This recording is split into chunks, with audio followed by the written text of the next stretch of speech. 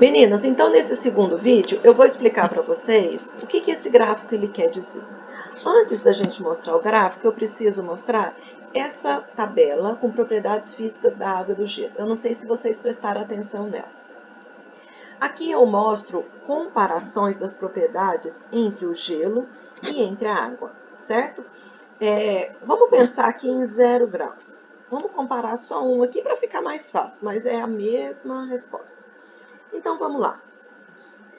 Condutividade térmica e difusividade térmica. Vocês já conhecem esses conceitos nas disciplinas anteriores de física, de termodinâmica, mas vamos voltar só para lembrar.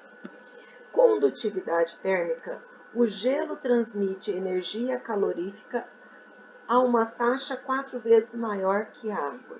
Condutividade térmica, gente, é transmissão de energia calorífica. Quem transmite mais? Quando a gente volta lá na tabela, o gelo é de 2,240. Esquece a unidade, vamos pensar em número. A água, 0,56. Ou seja, o gelo transmite energia muito mais rápido do que a água.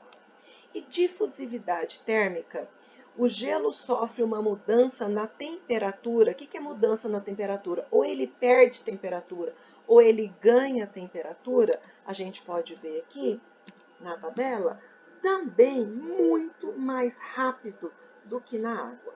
E aí, o que eu tenho com isso? O que isso me explica, me ajuda a entender esse gráfico aqui? Então, vamos lá. Está falando que tudo acontece mais rápido no gelo. Por quê? Então vamos pensar o seguinte: eu tenho um alimento, aqui está 80 graus, gente, mas é óbvio que um alimento não vai estar a 80 graus, né? Vamos lá, um alimento a temperatura ambiente e ele vai ser congelado. Quando eu tenho um alimento, ele está rico em água, cheio de água. Quando ele está cheio de água, vocês podem ver que esse espaço aqui, olha em tempo, aproximadamente 10 minutos. Não vamos focar em 10 minutos. Eu estou pensando em tempo. É mais rápido ou é mais lento, tá? Então, aqui, enquanto eu tenho água no meu alimento, desculpa, enquanto esse alimento ainda não foi congelado, ele é rico em água. Então, o meu calor que eu tenho ali, quando a gente pensa em condutividade térmica e difusividade térmica, conta aqui da água. Então, é muito baixo. Por isso que eu demoro muito tempo aqui nesse começo. A partir do momento que o meu alimento começa a perder temperatura, a gente está vendo aqui que a temperatura está abaixando, é formado, essa água vai sendo transformada em gelo, em cristais de gelo. E aí o que acontece? Isso vai fazer, olha isso, daqui 10 minutos até que começou a formar cristais de gelo, de água do alimento eu já tenho cristais de gelo, já iniciou o congelamento. Até esse ponto aqui, olha aqui, nós estamos falando de 20 minutos no máximo e o alimento já congelou. Completamente o alimento já está congelado. Por quê? Porque aqui eu tenho gelo, eu tenho cristais de gelo e com isso a minha condutividade térmica e a minha difusividade térmica, ou seja, a minha perda de calor é muito rápida. Por quê? Porque eu estou falando de gelo. Existe, vocês lembram o conceito de calor latente, que é o calor que o alimento ele perde ou ele ganha para mudar de fase. Então, aqui meu alimento ele deixa de ter água líquida e passa a ser sólida. Eu estou solidificando, certo?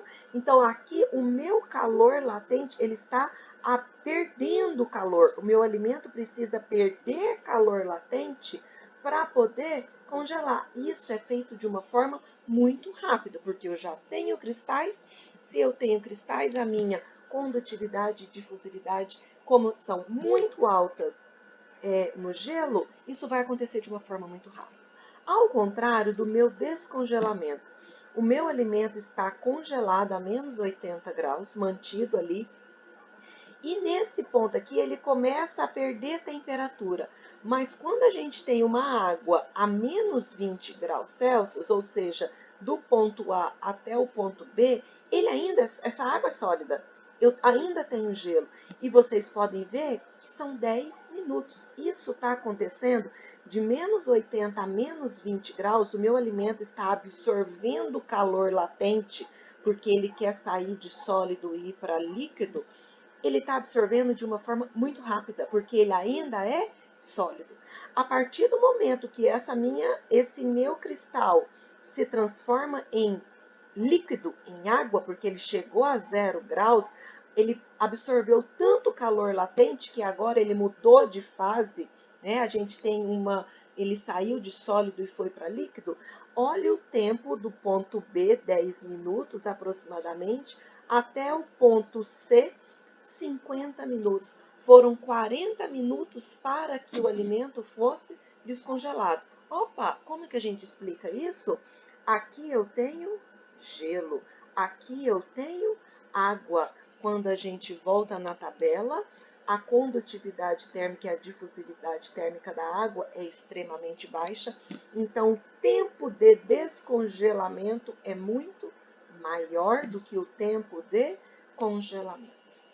Gente, ouçam esse vídeo, essa explicação, uma, duas, três vezes, quantas vezes vocês acharem necessárias. Essa explicação está aqui no trabalho, no artigo que eu mandei para vocês, chamado Descongelamento, tá? Está aqui. Eu tenho aqui o mesmo gráfico, certo? Está aqui toda a explicação de uma forma muito clara. Caso vocês ainda não tenham entendido a minha explicação, mas eu acho que eu falei de uma forma bem clara, bem lenta, para vocês absorverem qual é a diferença de congelamento e descongelamento, levando em consideração a condutividade e a... Ai, me deu um branco. E a condutividade e a difusividade da água e do gelo. Qualquer dúvida, estou à disposição, tá bom? Jéssica entendeu por que errou? Eu vou ver agora a atividade da Crislane.